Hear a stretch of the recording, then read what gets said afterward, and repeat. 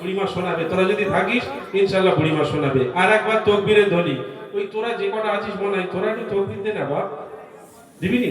বলছে না, একটু জোর করে তকবীর দে, নারায়ে তাকবীর, একটু জোরে হোক, নারায়ে তাকবীর, নারায়ে তাকবীর। আলহামদুলিল্লাহ। চলেন তাহলে আমি ঘটনাগুলো গজল আর গাইছি না, অনেক গাওয়া ছিল, তবে 10টা বাজতে চলেছে, অল্প সময়ের জন্য হবে। আমি রিকোয়েস্টের কালামগুলো একটু একটু করে গাই, একটু একটু করে আমি রিকোয়েস্টের কালামগুলো গাইছি। আর হয়তো অনেক গজল গাওয়া ছিল আমার, কিছু ঘটনামূলক কালাম আমি নিয়ে এসেছিলাম গাইবো বলে।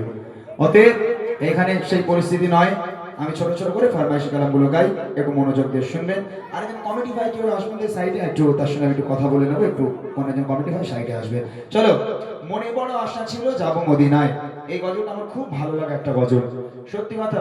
এই গজলটি মানে আমি গাইতে পারি আর না পারি, আমার বড্ড বেশি ভালো লাগে। যে নবীর প্রতি যদি ভালোবাসায় গাওয়া যায় এই গজলটি, অন্তর থেকে মানে হৃদয় নিংড়ানো, হৃদয় নিংড়ানো সুর দিয়ে হৃদয় উজাড় করে গজলটা গাওয়া যেতে পারে। আলহামদুলিল্লাহ, না জানি কবে একবার আমরা সে জায়গায় যেতে পারবো। কবি ছন্দের মাধ্যমে লিখছে, শুনুন। মনে বড়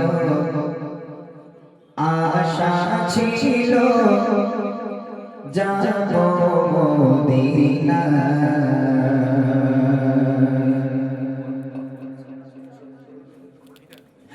মনে বড় আশা ছিল যাব মদিনা, মনে বড় আশা ছিল যাব মদিনা।